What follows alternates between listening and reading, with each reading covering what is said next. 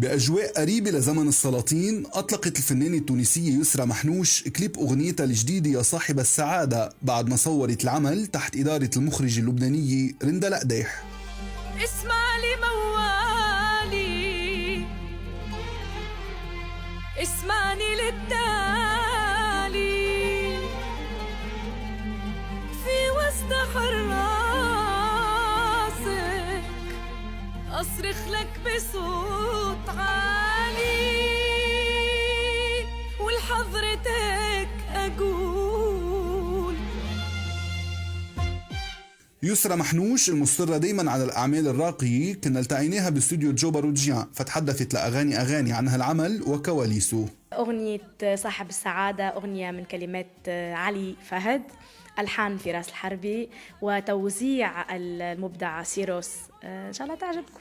يعني أغنية من أول ما سمعتها حسيت إنه نمت وصحيت نغني فيها، يعني نغني فيها ترجع لي في مخي. حسيت إنها أغنية كاتشي وحبيتها وحسيت فيها بصمتي كمان. وكمان مع رندا القديح هالمرة. رندا لقصة حب خلاص، يعني رندا لأخت غالية وصديقة ومخرجة كبيرة برشا يعني، وفي كيمستري كبيرة بيني أنا ورندا. إلى جانب أغنيتها الجديدة استرجعنا مع يسرى نجاحها الأخير على مسرح مهرجان قرطاج الدولي اللي كانت ختمت حفلاته العام الماضي.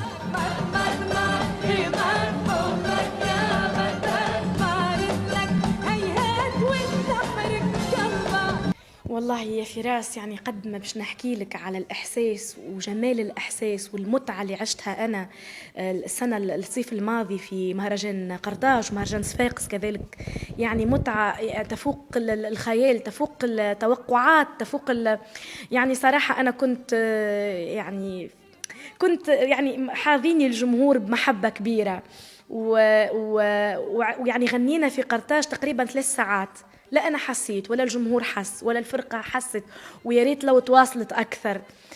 يعني الناس اللي جاتني زادوني حب للعمل اللي أنا نقدم فيه، زادوني أكيد يعني ثقة واندفاع أكبر للاستمرارية إن شاء الله. يسرى المعروفة بطيبتها وأخلاقها الرفيعة بتحرص على عدم التدخل بشؤون غيرها من النجوم، ولكن لما سألناها عن سبب عدم وقوفها إلى جانب ابن بلدها أمير الطرب العربي صابر الرباعي بعد الحملة اللي شنت عليه بسبب الصورة اللي قيل إنه التقطها مع الضابط الإسرائيلي، كان عندها جوابها الخاص.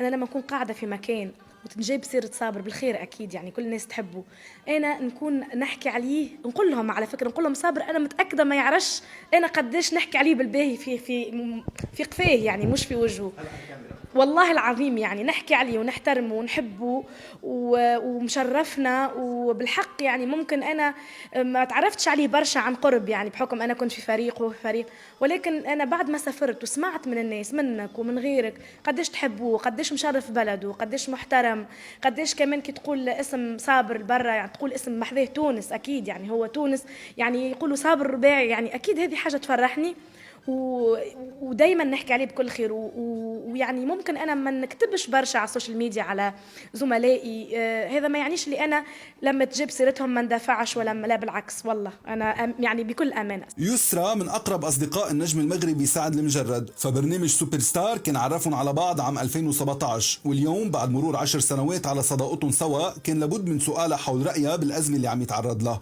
سعد انا كتبت عليه اخر مره لانه انا رقدت حلمت به، كي حلمت به قمت قلبي وجعني، قلت لها تقوى انا باش نكتب، قالت لي اكتب انت ليش ما تكتب، يعني قلت لها انا ما نحبش ندخل نفسي برشا، يعني سعد صديق ومقرب جدا، واخر مره شفته في تونس وضحكنا ورجعنا ذكرياتنا، وبالرغم ممكن ما نش نتقابلوا دائما، ولكن عنا مودة ورحمة وصداقة كبيرة بيناتنا صراحة يعني.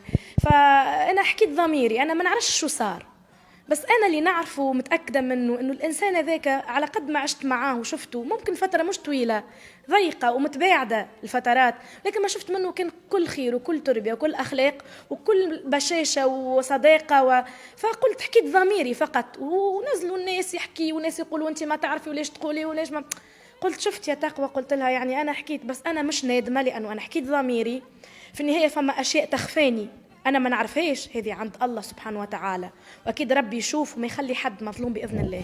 من حبيبي أنا رد علي وقولي، من حبيبي أنا رد علي وقولي. حبيبي أنا رد علي وقول انت اللي بحبه انا، انت اللي بحبه انا، انت اللي بحبه انا، انت اللي بحبه انا. لأول مرة يسرى تحدثت عن سعد وعبرت عن رأيها بقضيته، وبعد هالسؤال وصلنا لختام اللقاء اللي نهته سيدة الطرب على طريقتها الخاصة. أصرخ لك بصوت عالي ولحضرتك أقول يا يا يا يا يا يا يا يا صاحب، يا يا يا يا يا يا يا صاحب، يا صاحب